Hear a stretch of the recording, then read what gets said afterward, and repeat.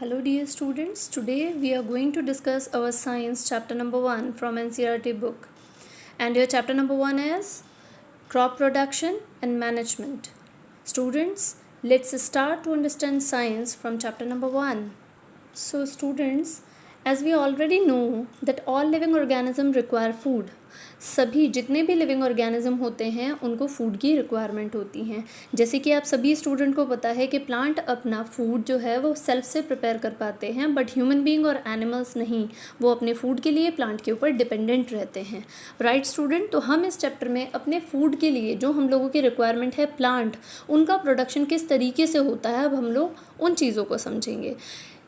इस चैप्टर में आप लोग यहाँ से समझेंगे कि जो फूड है वो हम लोगों के लिए कितना इम्पॉर्टेंट है और उसकी ग्रोथ किस तरीके से होती है, किस तरीके से कोई फार्मर किन किन टूल्स का यूज़ करते हुए प्लांट्स की ग्रोथ करता है और कौन कौन सी प्रोसेसिंग उसमें अपनाता है. सो स्टूडेंट, यहाँ पर आप देखेंगे एग्रीकल्चरल प्रैक्टिसेस में यहाँ पर बताया गया है कि 10,000 BC तक जो लोग थे, जो ह्यूमन बींग्स थे, जो इंसान थे, वो नोमैडिक थे. वो अपने फूड के लिए और अपने शेल्टर के लिए, यानी कि अपने खाने के लिए और अपने रहने के लिए एक जगह से दूसरी प्लेस तक जाते रहते थे. देन वो वहाँ पर क्या खाते थे, कुछ रॉ फ्रूट्स, कुछ वेजिटेबल्स, वो इन चीज़ों के ऊपर अपना लाइफ स्पेंड करते थे. बट धीरे धीरे जैसे जैसे चेंजेस होते गए उन्होंने स्टार्ट किया एनिमल्स की हंटिंग करना, यानी कि एनिमल्स को किल करना, एंड आफ्टर दैट वो उनसे अपना फूड लिया करते थे. धीरे धीरे धीरे धीरे डेवलपमेंट होता गया एंड देन उन्होंने कल्टिवेट करना, लैंड को कल्टिवेट करना, यानी कि क्रॉप का प्रोडक्शन स्टार्ट किया. वो जो क्रॉप ग्रो किया करते थे उनमें से कुछ यहाँ पर हैं, जैसे कि राइस है, वीट है और कुछ अदर फूड क्रॉप्स हैं जो कि वो ग्रो करते थे. इसके बाद अब एक वर्ड यहाँ से जो कि हम लोगों के स्टार्टिंग से था, नोमैडिक्स ने स्टार्ट किया था एग्रीकल्चर, वो ब्रांच साइंस की यहाँ से स्टार्ट होती है. राइट स्टूडेंट, अब हम इस वर्ड का मीनिंग जानेंगे कि एग्रीकल्चर का मीनिंग क्या होता है. स्टूडेंट्स, एग्रीकल्चर एक साइंस की ब्रांच है, यानी कि नॉर्मली अगर इंडिविजुअली कहा जाता है एग्रीकल्चर साइंस की एक सेपरेट ब्रांच है, जिसके अंदर क्या करते हैं जो फार्मर्स हैं वो किस टाइप के प्लांट्स ग्रो करने हैं, किस टाइप का सीड लेना है, किस तरीके से वो अपनी क्रॉप का प्रोडक्शन बढ़ा सकते हैं और किन किन चीज़ों का यूज़ करते हुए, ये सभी चीज़ें सिखाई जाती हैं साइंस के इस ब्रांच में, जिसको हम लोग एग्रीकल्चर कहते हैं. एग्रीकल्चर अगर देखा जाए तो यानी कि क्रॉप का प्रोडक्शन करना, ये हमारे लिए, हमारे इंडिया का, हमारी कंट्री का एक लार्जेस्ट ऑक्यूपेशन है, यानी कि एक बहुत बड़ा बिजनेस है हम लोगों का, एक बहुत बड़ा ऑक्यूपेशन है हमारी कंट्री का agriculture. India is the world second biggest producers and consumer of the grain, यानी कि इंडिया जो है वो वर्ल्ड का सेकंड नंबर पर लार्जेस्ट, सबसे बड़ा प्रोड्यूसर भी है, यानी कि प्रोड्यूस भी करता है क्रॉप को, ग्रेन्स को, और उसके साथ साथ में कंज्यूम भी. Second highest, second biggest consumer of the grain, और ग्रेन का सबसे ज़्यादा कंज्यूम सेकंड नंबर पर वो यहीं पर ही होता है आफ्टर चाइना. राइट, नेक्स्ट आते हैं हम लोग अपने चैप्टर की तरफ चलते हैं. फर्स्ट यहाँ पर जो आप लोग हेडिंग देखेंगे दैट इज़ क्रॉप. क्रॉप क्या होती है? क्रॉप यानी कि सिमिलर काइंड के प्लांट्स, यानी कि एक जैसे प्लांट अगर हम लोग लार्ज स्केल पर और एक बहुत बड़े एरिया में हम सेम काइंड के प्लांट्स को ग्रो कराते हैं तो उसको हम लोग कहते हैं क्रॉप. जैसे यहाँ पर एक पिक्चर में आप लोग देख पा रहे हैं, एक रेक्टेंगुलर फील्ड है और उसके अंदर कुछ डॉटेड से मैंने दिखाया हुआ है जहाँ पर आप इनको प्लांट समझेंगे. अगर सेम काइंड के प्लांट्स वहाँ पर ग्रो कराए जाते हैं और एक लार्ज स्केल, एक बहुत बड़े लेवल पर, तो उसको हम लोग क्रॉप कहते हैं. On the basis off season, क्योंकि हमारी जो क्रॉप है वो सीजन के बिहाफ पर ग्रो करती है. On the basis off season crop are divided into two main crops, rabi crops and kharif crop. So student, यहाँ पर आप देखेंगे खरीफ क्रॉप क्या होती है, ये डेवलप करती हैं रेनी सीजन में, और रेनी सीजन में ये इसलिए ग्रो करती हैं क्योंकि इन्हें बहुत ज़्यादा वाटर की रिक्वायरमेंट होती है. राइट, यानी कि plenty of water in need होती है, इसीलिए रेनी सीजन में ग्रो कराई जाती हैं. जो इनका टाइम है दैट इज़ जून टू सितंबर, यानी कि जून में क्या की जाती है, सीड सोइंग की जाती है, एंड सितंबर में हार्वेस्ट कर ली जाती है, यानी कि जो हमारी क्रॉप होती है उससे हमारा प्रोडक्ट ले लिया जाता है, क्रॉप की कटिंग की जाती है. एग्जाम्पल देखेंगे यहाँ पर आप लोग, राइस है, maize, soybean, cotton etcetera, these are kharif crops. Okay, next चलते हैं हम लोग रबी क्रॉप्स पर. रबी क्रॉप्स क्या होती हैं? The crops grown in winter season from October to March, यानी कि वो क्रॉप्स जो कि विंटर सीजन में ग्रो कराई जाती हैं, जो टाइम है उनका वो है अक्टूबर टू मार्च, यानी कि अक्टूबर में ग्रो कराई जाती हैं और अक्टूबर में सीड सोइंग की जाती है और मार्च में उसको क्या कर लिया जाता है, मार्च में उसकी हार्वेस्टिंग कर ली जाती है. तो ये क्रॉप्स कहलाती हैं rabi crops. For an example wheat, gram, pea, mustard, linseed etcetera. बहुत सारी क्रॉप्स ऐसी हैं जो कि विंटर सीजन में ग्रो कराई जाती हैं क्योंकि इन्हें बहुत ज़्यादा वाटर की ज़रूरत नहीं होती है. Okay students, come to your next topic, that is basic agricultural practices. यानी कि कुछ ऐसे स्पेसिफिक प्रोसीजर हैं जो कि एक फार्मर एक गुड प्रोडक्ट यानी कि गुड क्रॉप को गेन करने के लिए वो इन सभी प्रोसेसिंग को अपनाता है। ये कुछ प्रोसेसिंग जो कि 7 इन नंबर हैं वो हैं preparation of soil, sowing seeds, adding manure and fertiliser, irrigation, weeding, harvesting and storage. ये सभी प्रोसेसिंग हम लोग इंडिविजुअली वन बाय वन इनको अब हम लोग समझेंगे। ओके स्टूडेंट, यहाँ पर आप लोग फर्स्ट स्टेप देखेंगे, that is preparation of soil. यानी कि एग्रीकल्चरल प्रैक्टिसेस में जहाँ पे किसी भी फार्मर को एक अच्छी क्रॉप को ग्रो कराने के लिए कुछ स्टेप्स को फॉलो करना होता है। तो सबसे फर्स्ट स्टेप जो आता है that is preparation of soil, यानी कि सॉइल को प्रिपेयर करना फॉर द नेक्स्ट क्रॉप, जिससे कि अगर उस लैंड में कोई न्यूट्रिएंट नहीं है तो उनको किस तरीके से फुलफिल किया जाएगा। तो सबसे पहले उन स्टेप्स में फर्स्ट स्टेप आता है प्रिपरेशन ऑफ सॉइल, यानी कि सॉइल को प्रिपेयर करना। अब सॉइल को किस तरीके से प्रिपेयर किया जाता है? After the harvesting of any crop, जब किसी भी क्रॉप को हार्वेस्ट किया जाता है यानी कि उसकी कटिंग कर दी जाती है, तो वहाँ पर जो सॉइल होती है वो बिल्कुल सेट हो जाती है, यानी कि न्यूट्रिएंट्स की कमी हो जाती है और सॉइल जो है वो बिल्कुल सेटल्ड हो जाती है। तो उस सॉइल को लूज़ करने के लिए सबसे फर्स्ट स्टेप किया जाता है प्रिपरेशन ऑफ सॉइल। किसी भी क्रॉप को ग्रो कराने से पहले, सीड को सोइंग करने से पहले फर्स्ट स्टेप जो कि फार्मर करते हैं वो करते हैं सॉइल की प्रिपरेशन, जिसमें वो प्लोइंग करते हैं और लेवलिंग करते हैं। अब प्लोइंग क्या है? प्लोइंग का मीनिंग क्या है?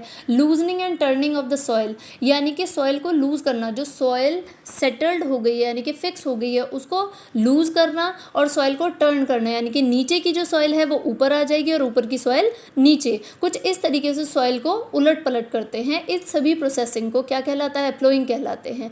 एंड देन जो इसके अंदर इंप्लीमेंट्स यूज़ किए जाते हैं यानी कि इंस्ट्रूमेंट जो यूज़ किए जाते हैं किसी भी फार्मर के थ्रू, वो कौन कौन से है? प्लो है, hoe and cultivator. These 3 instruments are used by the farmer.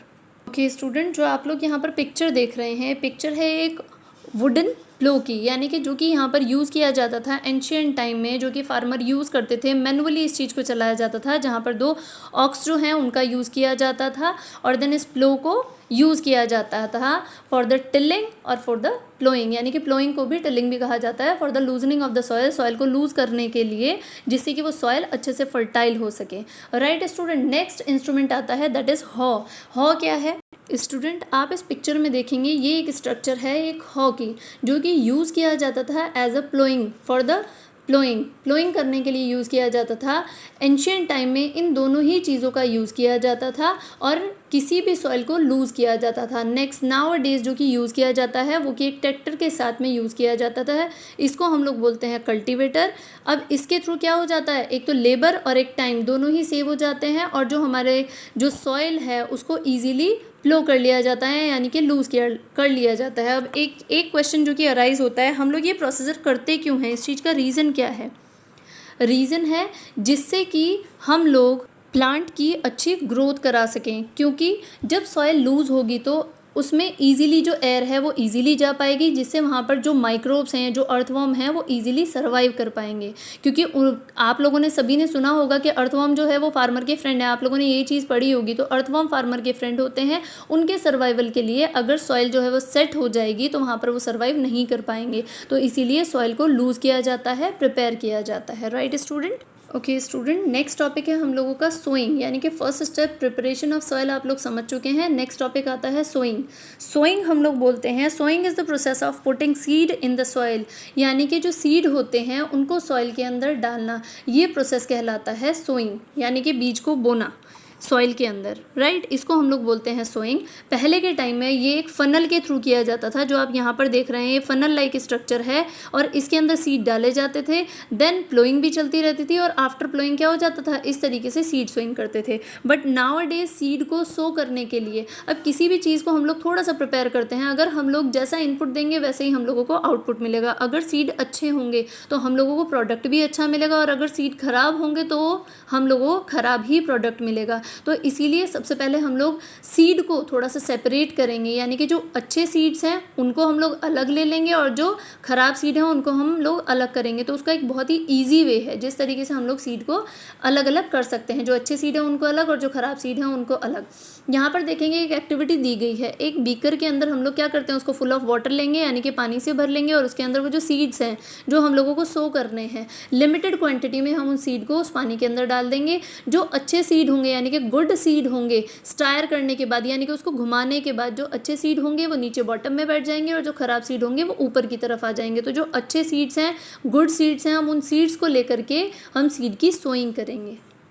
Okay student, अब आप जो यहाँ पर पिक्चर देख रहे हैं that is a seed drill, इसको हम लोग सीड ड्रिल कहते हैं। ये सीड ड्रिल आजकल के टाइम में सीड को सो करने के लिए जो इक्विपमेंट्स, जो इंस्ट्रूमेंट यूज़ हो रहे हैं, दीज आर सीड ड्रिल। तो इसको हम लोग बोलते हैं सीड ड्रिल, जो कि सीड सोइंग करने के लिए इम्पॉर्टेंट है और आजकल के टाइम में यूज़ किया जाता है। Okay student, come to your next topic, third topic, that is adding manure and fertiliser, यानी कि मेन्योर या फिर फर्टिलाइज़र को ऐड करना। वो सब्सटेंसेस जो कि सॉइल में उसको प्रिपेयर करने के बाद न्यूट्रिएंट्स को फुलफ़िल करने के लिए, यानी कि एक हेल्दी प्लांट्स को ग्रो कराने के लिए हम लोग जो उसे एक एक्स्ट्रा फूड देते हैं, that is manure and fertiliser.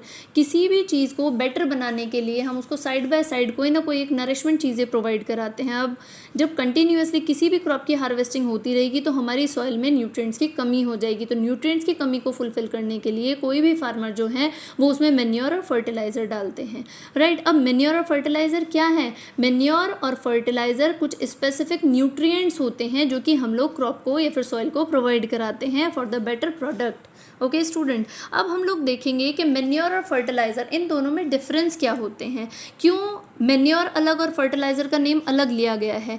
Manure जो कि बनता है प्लांट प्रोडक्ट से, यानी कि नॉर्मली मेन्योर जिसको हम लोग बोलते हैं इन हिंदी, जिसको हम लोग खाद बोलते हैं, तो मेन्योर जो कि बनाया जाता है किसी भी प्लांट प्रोडक्ट से या फिर एनिमल प्रोडक्ट से। ये कम्प्लीटली नेचुरल प्रोसेस है जो कि आप लोगों ने 6th क्लास में वर्मी कंपोजिटिंग एक प्रोसेस पढ़ी होगी, तो वहाँ से भी क्या डेवलप किया जाता था, मेन्योर, राइट। और यही मेन्योर काफ़ी ज़्यादा न्यूट्रिटिव होता है और प्लांट्स में डाला जाता है, अपनी क्रॉप में हम लोग डालते हैं जिससे कि वो अच्छा प्रोडक्ट दे सकें, वो अच्छे से ग्रो कर सकें। Okay student, and next term आती है फर्टिलाइजर्स। फर्टिलाइजर्स वो होते हैं जो कि नेचुरल प्रोडक्ट से नहीं बनते, वो कुछ स्पेसिफिक केमिकल्स के थ्रू बनाए जाते हैं, उनको हम लोग फर्टिलाइज़र बोलते हैं।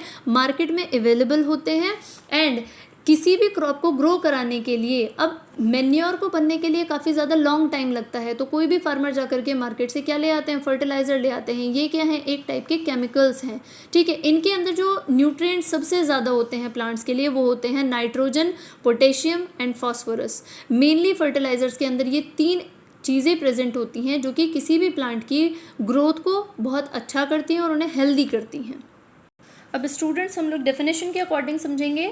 Manure is an organic substance obtain by the decomposition of plant and animal waste, यानी कि मेन्योर वो है जो कि किसी भी प्लांट, एक ऑर्गेनिक सब्सटेंस है जो कि डीकम्पोजिशन, यानी कि जब कोई भी चीज़, चाहे वो प्लांट है या एनिमल वेस्ट है, कोई भी चीज़ जब डीकम्पोज हो जाती है उसके बाद ही मेन्योर यानी कि ऑर्गेनिक सब्सटेंस बनता है मेन्योर, राइट। और फिर इसको हम लोग अपने क्रॉप में डाल दिया जाता है। ज़्यादातर जो मेन्योर है वो सॉइल की फर्टिलिटी को बढ़ाने के लिए काम में लाया जाता है। तो ये मेन्योर जो है बिफोर सोइंग द सीड को सो करने से पहले भी डाला जा सकता है, राइट स्टूडेंट। और फर्टिलाइजर्स होते हैं कुछ केमिकल्स, एज यू नो।